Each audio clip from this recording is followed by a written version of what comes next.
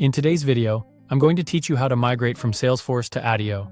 By the end, you'll know exactly where to go in Attio, how to start the migration, and what to expect when you're handed off to Import 2, which powers the process behind the scenes.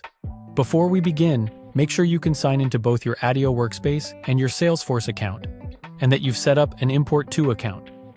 It's also a good idea to pause any major changes in Salesforce during the migration window and ensure you have the right permissions in both tools. Start by signing into your Attio account.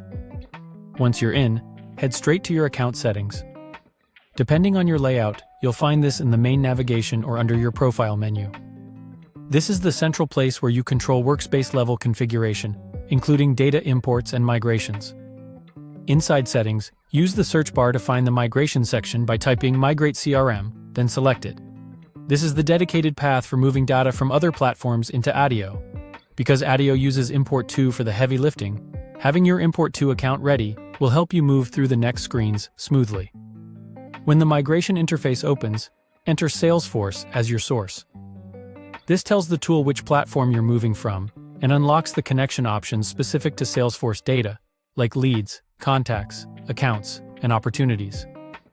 Double-check the spelling so the correct connector appears. Next, choose the Migrate option to start the setup. You're not moving records immediately here. You're initiating the guided flow that ensures everything is authorized and mapped correctly. If you're coordinating with a team, this is a good point to confirm which objects and fields you plan to bring over, so the mapping step goes faster.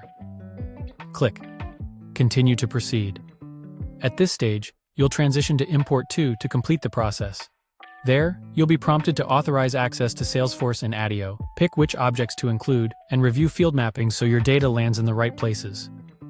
Take a moment to confirm naming conventions, owners, and any custom fields you rely on. If your dataset is large, the transfer may run in the background. You can monitor progress and review logs as they complete. Once the migration finishes, spot check a few records in Attio to make sure everything looks as expected. That's the full flow to kick off your Salesforce to Attio migration. If this walkthrough helped, subscribe for more.